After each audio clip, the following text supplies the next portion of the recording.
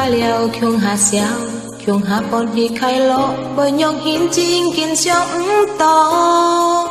ai bố nhị than hò hò như nhong chiêu treo liao ăn mò lý chiêu y buồn cò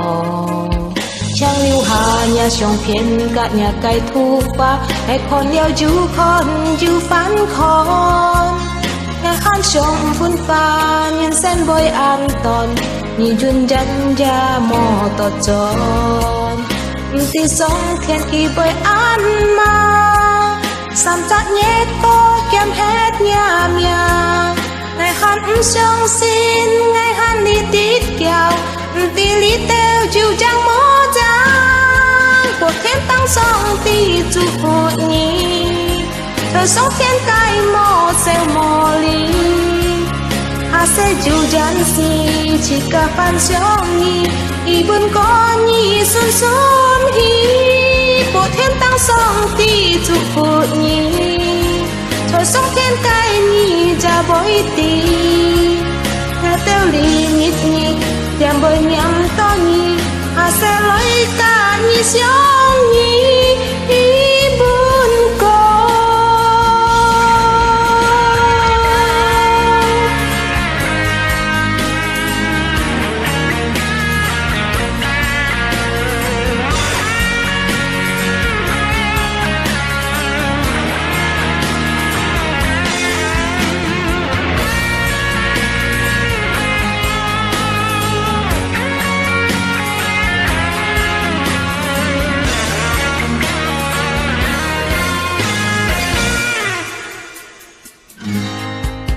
trang lưu hà nhà sông phiền cả nhà cây thu pha ngày con liao chú con chú phán con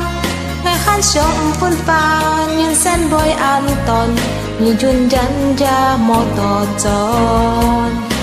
tí sông thiên kỳ bôi an mang sam chắc nhé có kem hết nhà mía ngày hắn sông xin ngày hắn đi tít kèo tí lý teo chiều trăng mó trăng của thiên tăng sông tí chú phụ nhi thời sống thiên cay mò xeo mò lý à sẽ chiều chân si chỉ cả phan sông nhi y buồn có nhi xuân xuân hi của thiên tăng sông tí chú phụ nhi thời sống thiên cay nhi cha bối tí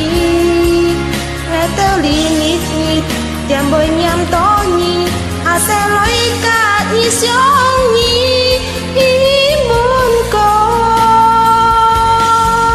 thiên tăng sông tí chú phụ nhi thời sống thiên cay mò xeo mò lý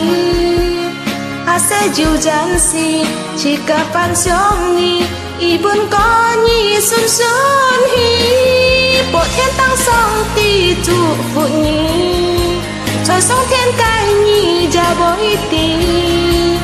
nghe teo lý nhít nhít tiệm bơi nhắm to nhi à sẽ lấy cả nhi sông